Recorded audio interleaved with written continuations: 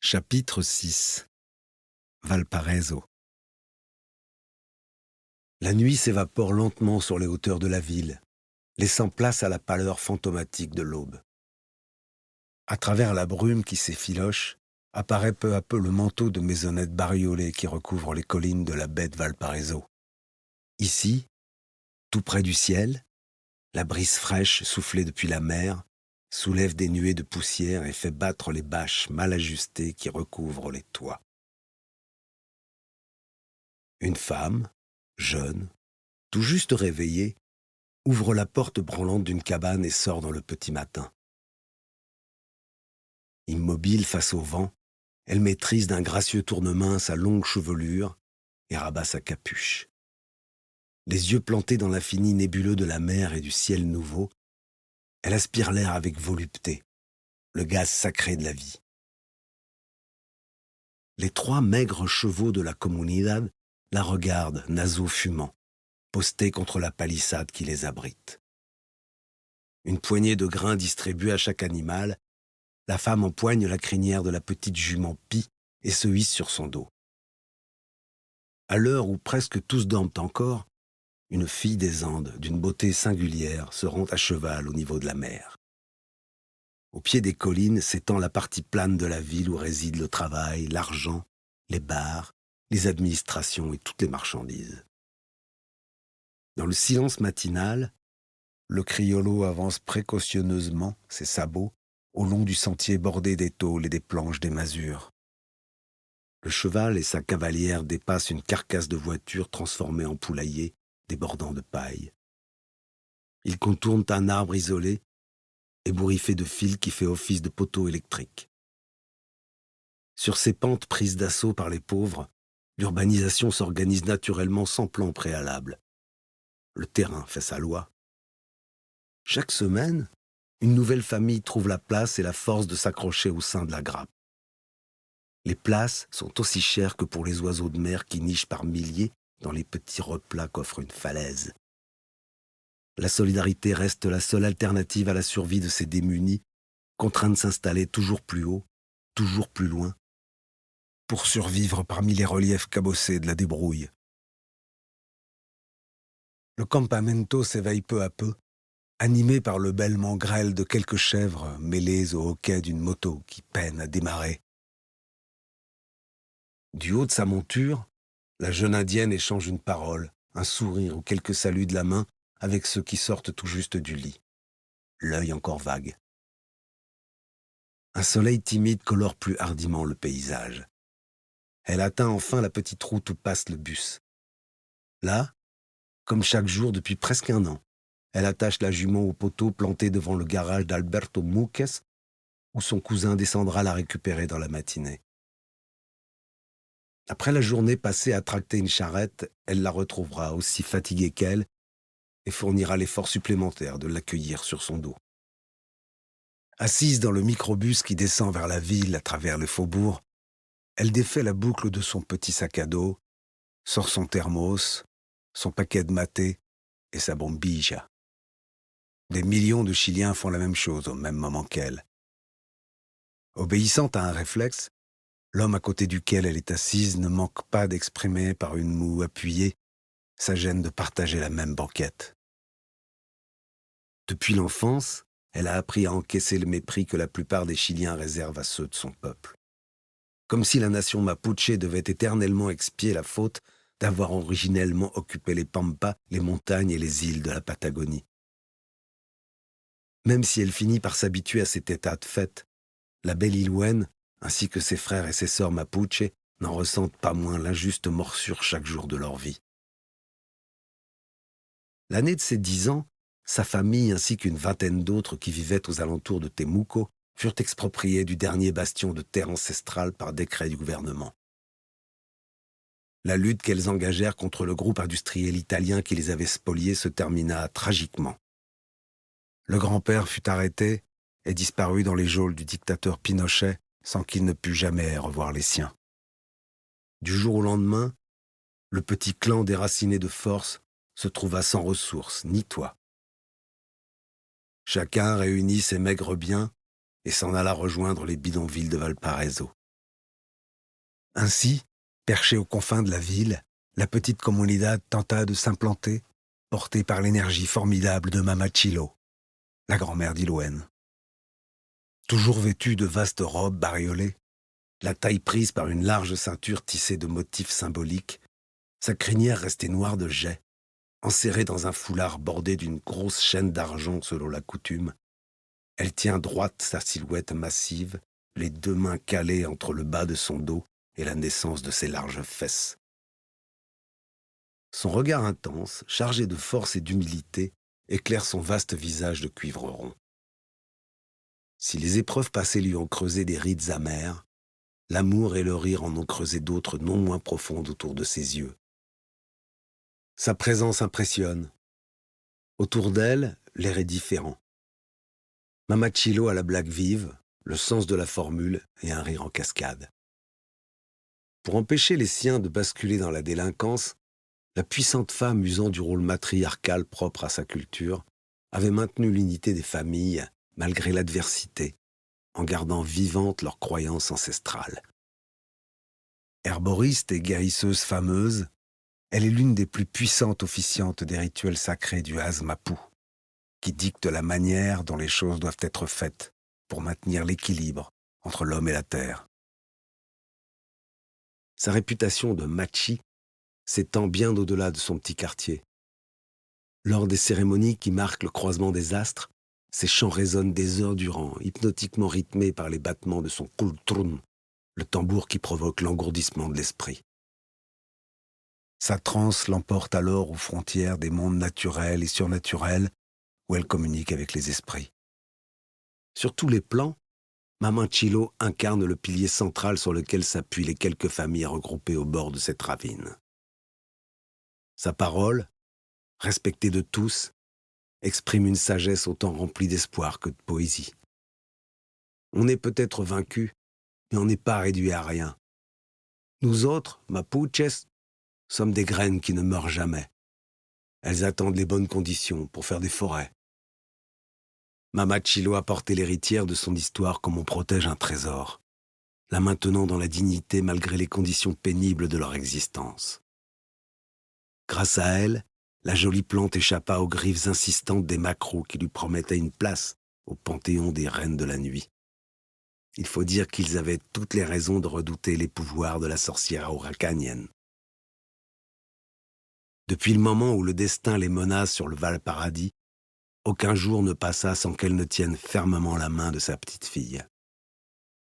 N'oubliant pas de lui confier les légendes secrètes des leurs, comme autant de branches auxquelles elle peut s'accrocher dans le flot puissant du torrent qui les emporte. Pour lui transmettre l'émerveillement indispensable à l'équilibre, elle lui a restitué tout au long de son enfance ce qu'il reste des images de leur passé, évoquant avec poésie l'odeur de l'herbe après l'averse, ou la lumière irradiant des troncs moussus des grands arbres, afin qu'elle tisse un nid solide autour de son âme au moyen de ses plus fines racines. La jeunesse mapuche réclame la restitution des terres qui parlent à ses pieds. Cette jeunesse entend reconstruire la communauté qui fait la vraie taille des hommes. Fer de lance de la lutte autochtone, elle multiplie les recours devant le Sénat, mais l'État chilien ne cesse de rogner les territoires ancestraux. C'est dans la force vitale de sa grand-mère qu'Ilouen trouve l'espoir, lorsque le sang noir de la frustration pulse trop violemment dans ses veines. Il faudrait que le vent tourne pour servir le rêve trop longtemps étouffé qu'elle porte en elle. Fondée à un hameau traditionnel, posé entre le ciel et l'herbe, au pied des grands volcans. Le microbus termine sa descente par la rue Santa Elena et se coule dans le flux du trafic de la ville basse. Arrivé rue Alvarez, Ilouen doit changer de bus pour atteindre la Plaza Sotomayor qui donne sur le port. La forêt de grues bleues qui manipulent par centaines les containers comme s'il s'agissait de simples jouets, et les silhouettes massives des cargos amarrés le long du quai lui apparaissent alors entre les deux rangs de palmiers qui bordent l'avenue. La boutique d'articles artisanaux dont elle est responsable se trouve ici, parmi quelques autres, sur la promenade qui longe le môle. Les touristes embarquent ici sur les lanchas qui les amènent sur l'onde, contempler la ville aux 40 collines, avant de déjeuner dans l'un des restaurants attenants. Ainsi qu'elle le fait chaque jour, Ilwen débute sa journée assise sur le banc situé au bord du quai, abandonnant sa rêverie aux quelques pélicans qui planent gracieusement à quelques centimètres de la surface des eaux. La jeune indienne revoit l'image de sa grand-mère, enveloppée de l'âcre fumée des herbes sacrées, chantant, les yeux mi-clos, sous l'énorme lune rouge qui montait dans le ciel de la nuit passée. Que promet une telle lune? Au lever du jour, avant qu'elle ne quitte l'abri familial, Mama Chilo, encore couchée, lui a tendrement tenu la main. Les deux femmes ont échangé un sourire profond sans émettre une parole. C'est ainsi que l'une et l'autre se rechargent mutuellement de la confiance qui permet de vivre.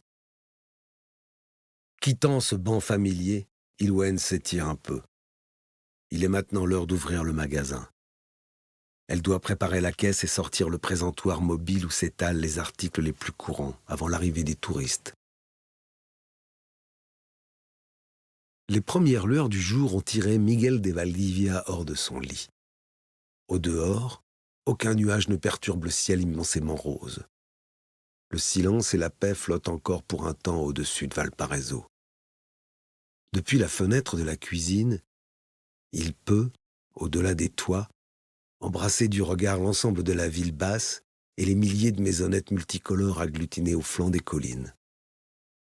Au-delà, la vaste rade où quelques cargos patientent au mouillage, puis la mer infinie, remplie du même rose que le ciel, jusqu'à l'horizon. Il apprécie cette heure où la respiration du monde est encore faible.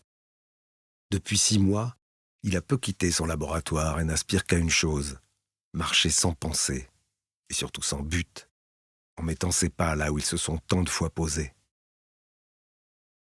Il est chez lui, entouré des sons, des odeurs et des décors familiers de sa jeunesse.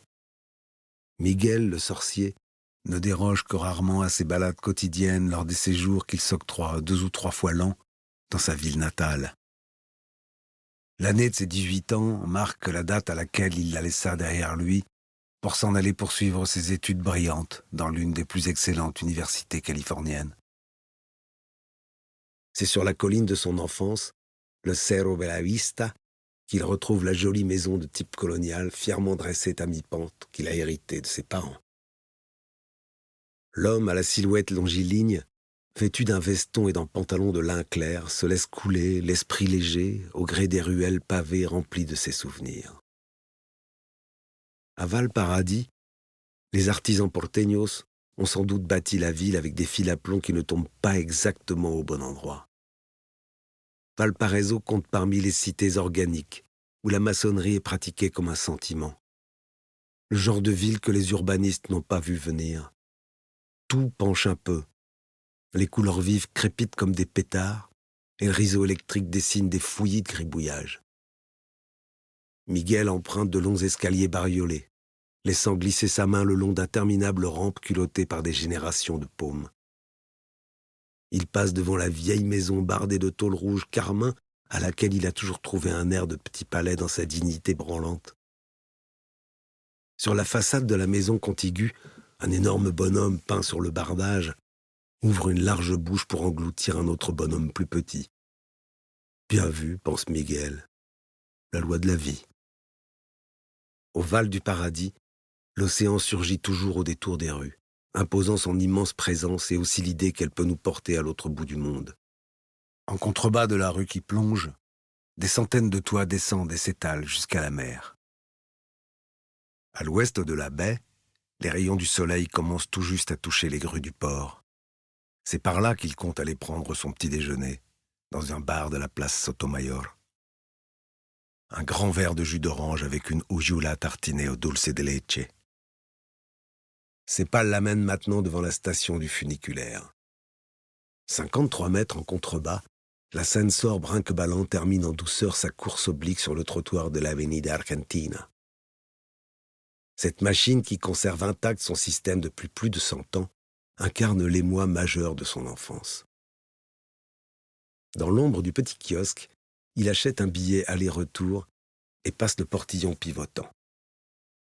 L'usager des funiculaires de Valparaiso ne connaît jamais l'heure du départ.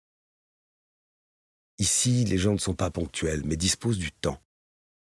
Le porteño grimpe lentement dans les cerros et peut attendre 10 minutes dans l'ascenseur sans réclamer son départ.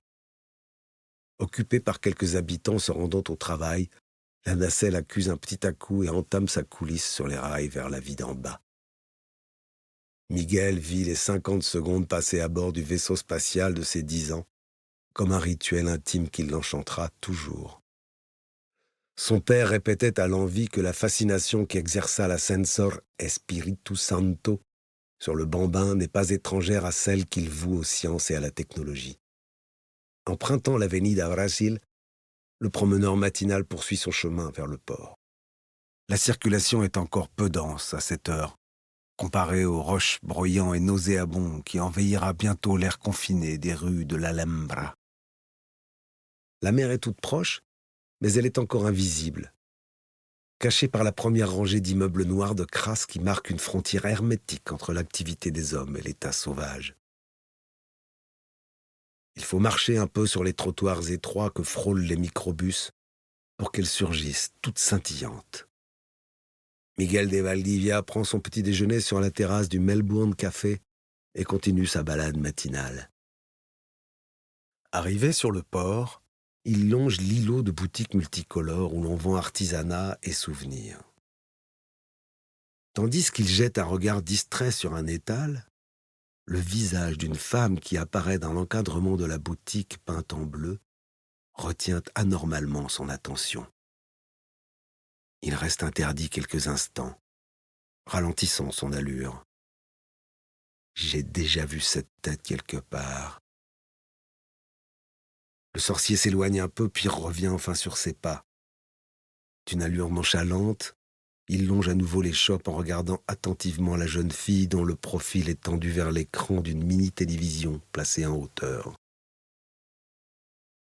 Aucun doute, j'ai vu cette femme récemment. Où? Pas à Valpo. À Los Angeles alors? Sûrement pas. Ce genre de femme plutôt pauvre ne part pas en voyage aux États-Unis. C'est curieux. J'ai l'impression qu'elle m'est familière. Miguel s'arrête devant la vitrine d'un magasin de sombreros. On y vend des chapeaux de mauvaise qualité. Planté devant les feutres, Miguel réfléchit. Il se passe bien une demi-heure pendant laquelle il fouille les séquences récentes de sa vie, cherchant celle dans laquelle il pourrait replacer ce visage. Il sait comme tout un chacun que ce genre de choses finit toujours par nous revenir à un moment de la journée. Pourtant, curieusement, une raison impétueuse lui commande de faire ce travail de mémoire sans délai. De toute évidence, ce visage correspond à un événement qui l'a marqué. Pourtant, rien ne lui vient. Sa mémoire se refuse à lui restituer l'instant de cette rencontre. Il prolonge sa promenade sur l'Avenida Errázuriz jusqu'au Museo Marítimo, le regard fixe et les sourcils froncés, attendant que surgisse enfin le souvenir caché qui l'obsède depuis plus d'une heure. Alors qu'il rebrousse chemin, le hasard de sa déambulation lui fait emprunter la calle Esmeralda et s'arrêter devant la librairie Mar de Libros. C'est précisément devant la petite vitrine qu'il fixe sans regarder vraiment que le mystère se révèle soudain. Ça y est, j'ai trouvé. Mais évidemment, comme je suis mauvais. 0 en reconnaissance faciale. Cette fille, elle est le sosie parfait du portrait d'Esmeralda, la bohémienne de Notre-Dame de Paris. Celui que Wiz a affiché sur son écran le soir de son retour à Tom, quand il a discuté avec le patron. Il m'a fait suivre son rapport aussitôt. Novembre. C'était fin novembre. Cette Esmeralda, peinte au XIXe siècle dans le style pompier, choisie pour illustrer l'édition originale du Notre-Dame de Paris, est restée gravée dans la mémoire de l'ingénieur autant que dans celle du robot. Il n'en faut pas plus à Miguel pour que cette ressemblance parfaite stimule instantanément sa puissante mécanique intellectuelle. Cette rencontre fait naître en lui une intuition, qui, bien qu'encore nébuleuse, prend peu à peu racine dans les profondeurs de son cortex. Son raisonnement l'amène à conclure que le dispositif de reconnaissance faciale de Doc Wizard, interagissant avec le visage vivant de cette femme, pourrait déclencher quelque part dans ses réseaux numériques une réaction non programmée.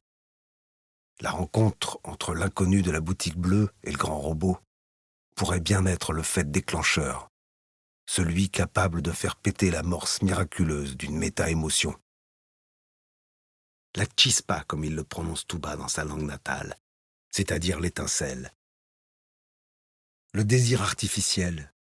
Selon lui, l'androïde dont il a charge d'éducation sera un jour capable de simuler l'état émotionnel.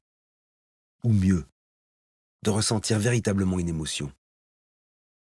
Tel est le défi secret de sa carrière. Il est de ceux pour qui la science est capable de résoudre toutes les énigmes de la vie. Au cours des cycles d'apprentissage approfondis dont il a dernièrement nourri Doc Wizard, il a programmé des algorithmes formés de plusieurs couches de neurones artificiels capables de sélectionner les informations pertinentes et donc d'apprendre de façon relativement autonome. Et cette extraordinaire rencontre lui délivre l'improbable pièce d'un puzzle qu'il n'attendait même pas. Il ne s'agirait pas de regretter un jour d'avoir négligé une telle intuition. Les chercheurs savent que les découvertes les plus marquantes de l'histoire des sciences ont emprunté la voie du hasard. Le fait est bien là. Il va devoir improviser pour établir un contact avec cette fille, cette Esmeralda. Comment s'y prendre pour lui expliquer cette histoire de fou? Comment la convaincre? Il n'avait pas encore pensé à ça. Il est plutôt de nature réservée, de ceux qui ne savent pas trop comment aborder les inconnus. Il faut qu'il marche encore un peu pour réfléchir, qu'il interroge l'horizon. Jamais elle ne le suivra. Il faudrait tomber sur une folle. Devant l'impossible mission qu'il s'est fabriquée, il décide d'improviser. Le sorcier flâne et s'arrête devant la boutique. Dans les shops un peu sombres, Ilwen lui souhaite la bienvenue. Le souffle de Miguel s'arrête un instant en rencontrant ses beaux yeux à pointe longue. Ilwen, éclairée par une petite guirlande électrique, longue chevelure soyeuse et noire comme l'aile d'un corbeau, ressemble plus encore que tout à l'heure à la fameuse couverture du livre. L'Esmeralda de Doc Wiz est ici, dans une boutique de souvenirs de sa ville natale. Elle est le portrait parfait d'un autre portrait. Miguel prend conscience de la mise en abîme dans laquelle il vient de faire le premier pas. Maîtrisant son trouble, il la salue simplement et entreprend un examen attentif des diverses productions artisanales exposées dans la petite boutique. Il s'intéresse particulièrement aux plastrons constitués d'éléments d'argenterie que portent les femmes mapuche lors des cérémonies. La jeune indienne le renseigne sur leur symbolique. Sa voix un peu aiguë et très douce est harmonieuse, un peu chantante. Il la questionne également sur les tambours dont la peau est marquée d'une croix qui départage 4 symboles cosmiques. Il simule une attirance soutenue pour la culture mapuche qui mériterait plus d'attention pour la sagesse qu'elle réserve à la terre. Tout en bavardant avec elle, il rend hommage en son fort intérieur au roman de Victor Hugo, qu'il s'est empressé de lire à la suite du rapport de Larry Jebb. Penché sur une série de poteries, il esquisse un sourire à l'idée qu'il pourrait être l'entremetteur d'une histoire d'amour transhumaniste. Est-ce pour un cadeau? Non, non, c'est pour décorer ma maison. Je trouve ces objets magnifiques, très décoratifs. Après s'être fait expliquer la différence entre un tralironco et un trapelacucha, il choisit d'acheter cette dernière. C'est l'objet le plus cher de la boutique. S'en suivent quelques propos sur la sécheresse saisonnière et sur une série d'éboulements de maisons qui ont eu lieu avant-hier sur le Cerro Merced, au sommet d'une ravine. Glissant son achat élégamment emballé sous son bras gauche, Miguel prend congé d'Esmeralda. Comment dit-on au revoir dans la langue mapuche? Peucayal. Il répète 2 fois le mot pour s'assurer d'y mettre le bon accent. La chispa, elle est là, pense-t-il, en se baissant légèrement pour franchir la porte de la petite boutique. Ouise n'attend qu'elle. La vendeuse regarde disparaître son client parmi les promeneurs du Paseo del Puerto. C'est bien la première fois qu'un bourgeois chilien vient lui acheter quelque chose, surtout à cette heure. La première fois aussi qu'elle en voit un porter quelque intérêt pour la culture mapuche. Sans doute, pense-t-elle, s'agit-il d'un directeur ou quelque type dans le genre qui travaille dans les bureaux luxueux. Il est peut-être dans la banque ou dans les assurances. Ses mains sont bien soignées. Il parle bien, sans un seul mot d'argot. Chamboulé par ce qu'il vient de vivre, le savant, tout absorbé par ses folles pensées, chemine le long du quai comme un somnambule. Ses pas erratiques le conduisent au banc planté face à la mer. Atterrissant à 5 pas devant lui dans un concert de cris stridents, 2 goélands se disputent les entrailles d'un poisson. Dans le monde de ces oiseaux gloutons, il faut avaler immédiatement la nourriture qui se présente sous peine de la voir disparaître dans l'estomac d'un autre. Miguel y voit un exemple à suivre. Il n'y a pas de temps à perdre pour convaincre cette fille. Il la lui faut avant que le hasard ne la reprenne. Mais comment s'y prendre pour expliquer à une jeune indienne qui vend des souvenirs sur le port de Valparaiso qu'un robot tombé amoureux d'elle sans l'avoir jamais vue la réclame en urgence à Los Angeles? En admettant qu'elle ne le prenne pas immédiatement pour un fou, il faudra vite parler d'argent. Aucun pauvre ne résiste à un paquet de fric honnêtement tombé du ciel. Il faut espérer aussi que cette fille ait assez de folie en elle pour accepter de s'aventurer dans une histoire aussi délirante. Quoi qu'il en soit, Miguel ne veut pas laisser place au doute. Sur ce coup, il est sûr que le hasard n'existe pas. Il gagnera sa confiance. Le sorcier regarde les 2 oiseaux poursuivre leur bataille en vol. Hors de question de la lâcher, prononce-t-il à voix haute en se levant. Avec détermination, Miguel dirige à nouveau ses pas en direction de la boutique. Laissant la vendeuse finir d'échanger avec quelques badauds, il apparaît de nouveau dans l'encadrement de la porte. « C'est encore moi. Cette fois-ci, je ne reviens pas vous voir comme client. » À ces mots, la belle Iloine se prépare à éconduire un énième dragueur, un amoureux fulgurant qui vient lui déclarer sa flamme. Le grand type poursuit. « Je vais aller droit au but. Écoutez-moi bien. Tout à l'heure, j'aurais pu passer quelques mètres plus loin et je ne vous aurais pas remarqué. Cela aurait été très dommage. Je ne reviens pas vous voir pour ce que vous croyez. Vous allez comprendre. J'ai tout simplement une histoire étonnante à vous raconter et une proposition sérieuse à vous faire. Ce que j'ai à vous dire est si étrange que cela mérite une explication trop longue pour vous la donner ici. Vous me feriez très plaisir si vous acceptiez que je vous invite à déjeuner dans le restaurant que l'on voit de l'autre côté de la place. Là, je prendrai le temps de vous expliquer tout ça en détail. Je vous prie d'accepter mon invitation. Je peux vous assurer que vous ne le regretterez pas. » La jeune femme reste interdite un instant. C'est vrai, ce mec n'est pas venu pour me draguer. Il ne fait rien pour charmer, même tout à l'heure. Il a quelque chose d'autre derrière la tête. Une drôle d'histoire, apparemment. Il n'a pas l'air d'un tordu. Mais m'inviter au restaurant... C'est impossible, monsieur. Le magasin doit rester ouvert toute la journée. Si mon patron apprend que j'ai fermé même 1 heure, je perdrai mon travail. Très bien. Je comprends. Alors nous allons faire une chose très simple. J'achète tout ce qu'il y a à vendre dans votre boutique. Absolument tout. Là, maintenant, tout de suite. Faisons le compte et je vous paye. Votre patron ne pourra se plaindre d'une si fructueuse journée.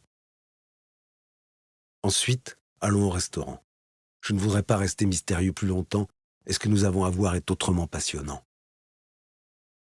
30 minutes plus tard, Miguel tape le code de sa carte bancaire devant les yeux incrédules de la vendeuse.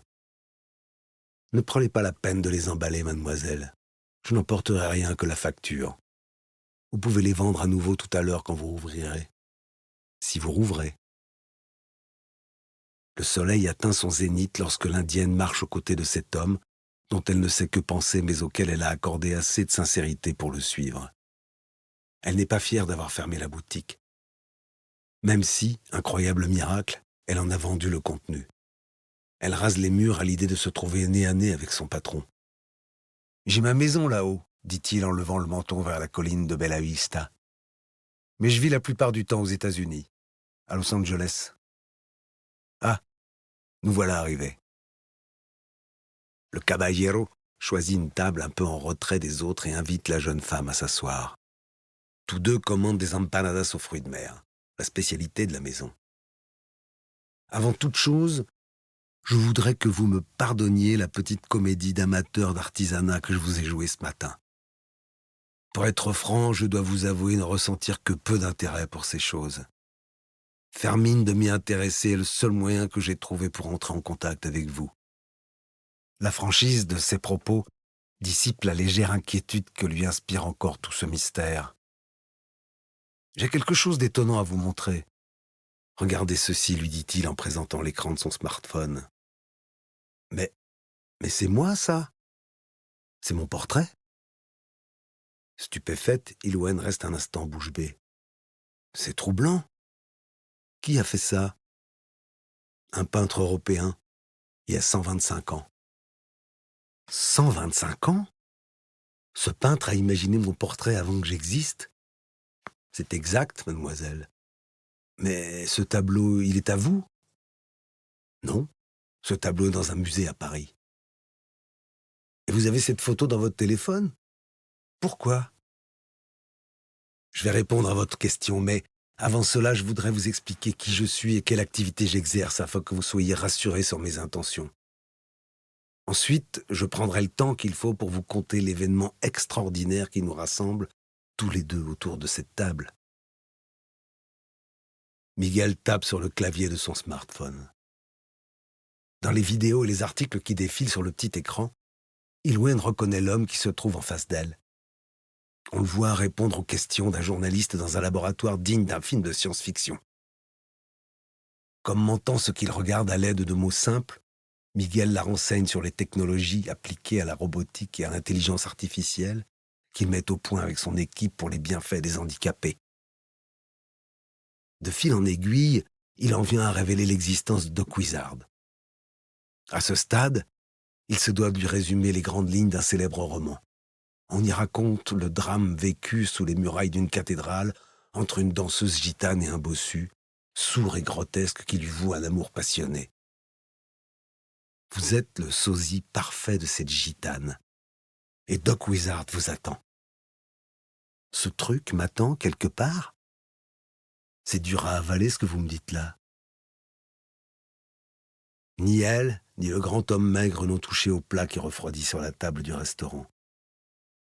Ilouen boit une gorgée de thé froid.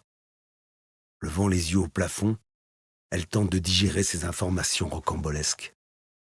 Elle conçoit clairement que la lune rouge de la nuit passée s'est levée pour lui adresser un signe. Il a la forme d'une aventure si incroyable qu'elle devra tôt ou tard faire le choix d'y entrer ou de la laisser passer. Très bien. Maintenant, dites-moi ce que vous attendez de moi. Un vrai job. Un job que vous êtes la seule personne au monde capable d'effectuer. Devenir Esmeralda pour un temps. Disons 3 mois. Je vous demande de collaborer 3 mois aux recherches que je mène à Los Angeles avec M. Doc Wizard en personne. Cela ne requiert aucune espèce de connaissance de votre part. Seule votre ressemblance m'intéresse. C'est un contrat simple que je vous propose. Participez à la création d'une émotion chez le robot. Louez-moi votre visage, vous serez le relais entre l'âme humaine et une machine. Si j'acceptais, combien me payerez-vous pour ce travail? Je n'y ai pas réfléchi précisément. Ce que je peux vous dire, c'est que vous rentrerez ici plus riche que vous ne l'avez jamais espéré. Nous pouvons verser un acompte si vous le souhaitez. Vos conditions de travail seront excellentes. Vous serez très confortablement logé et vous n'aurez aucun frais à débourser. Mon entreprise prend tout à sa charge. Pour les papiers, pas d'inquiétude. Avant la fin de la semaine prochaine, je peux vous obtenir un passeport, un visa, ainsi qu'un contrat de travail officiel. Mais je ne suis jamais sorti du pays et je ne parle pas un mot d'anglais. Cela est sans importance. Durant ces quelques mois, vous aurez principalement affaire à moi et à mon équipe, car nous travaillerons dur chaque jour jusqu'à ce que nous soyons fatigués. Si cela vous fait plaisir, j'embaucherai une cuisinière et une femme de ménage qui parlent notre langue. Vous savez, un tiers des habitants de cette ville parlent castillan. Vous serez sans doute dépaysés, mais pas perdus. Quant au robot, il se fiche des langues. Il les comprend toutes. Il comprend le mapudungun? Le quoi? Le mapudungun, la langue mapuche? Oui, je vous demande pardon. Je vérifierai si je lui ai rentré celle-ci. A priori, oui. Sinon, il l'apprendra en moins de 5 minutes. Doc Wizard est une machine fascinante. La jeune indienne, perdue dans ses pensées confuses, fixe sans le voir le monument des héros d'Ikuike qui apparaît par la porte vitrée. Il considère qu'il a fait le nécessaire et qu'il doit la libérer. Il est temps pour moi de vous laisser. Je me permets d'insister.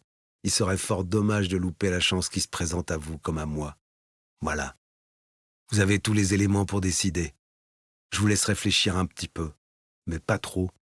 Je reviendrai vous rendre visite demain en fin de matinée pour parler du montant de l'enveloppe qui vous sera versée et des modalités de paiement qui vous conviendront. Après quoi, je m'envolerai pour Los Angeles. À la suite du récit de sa journée surréaliste, Mama Chilo est restée longtemps silencieuse, levant de temps à autre les yeux sur sa petite fille comme si elle la découvrait pour la première fois. Ma petite fleur, as-tu bien réfléchi avant de t'aventurer sur ce chemin si bizarre? Est-ce que tout cet argent ne te tourne pas la tête et ne t'empêche pas de voir les dangers qui peuvent te tomber dessus? Où vas-tu loger? Qui prendra soin de toi si tu as besoin? Je ne sais pas encore ce que je dois décider, mais quelque chose m'appelle. Tu ne dois pas t'inquiéter. Je suis ta graine. C'est toi qui m'as montré la force d'une petite racine. Je me sens forte. C'est toi qui m'as faite, plus mapuche qu'une mapuche. Je veux vivre loin du bruit des machines. Près de la rivière et t'emmener avec moi. L'argent, c'est pour ça. Oui, je prends l'argent. Je suis la seule au monde à pouvoir le prendre. Il ne m'arrivera rien de mal. Je te le promets. On l'aura notre petit bout d'herbe, une vache et 3 chevaux. Hier, le tambour m'a parlé de toi. Je n'en comprenais pas le sens. Je suis inquiète, bien sûr, mais j'ai confiance en toi. Tu vas nous manquer. Va chez les têtes carrées. Tu verras du pays. Mais ma petite fleur chérie, n'approche pas trop des robots. Je n'y connais rien en robots, mais je me méfie de ces bêtes-là. Le lendemain, à midi, Miguel de Valdivia se présente au rendez-vous. Il peut lire la fatigue dans les yeux de la jeune femme. Elle s'est couchée tard et n'a pas su trouver le sommeil. C'est attablé dans le même restaurant qu'elle prend connaissance du montant du contrat et de l'avance confortable qui lui seront versées. La somme mirobolante dont ils conviennent est largement suffisante pour acheter une 50aine d'hectares de la terre d'Araucanie, là où elle veut enfouir ses jeunes racines, avec ceux qui voudront la suivre. Sans avoir acheté de ticket, elle vient de gagner à la loterie. Elle est d'accord pour signer un contrat. En la quittant, l'homme s'adresse une dernière fois à elle, hochant calmement la tête. On peut dire, mademoiselle, que votre destin vient de prendre un sérieux virage. Comment dit-on à bientôt en mapudungun?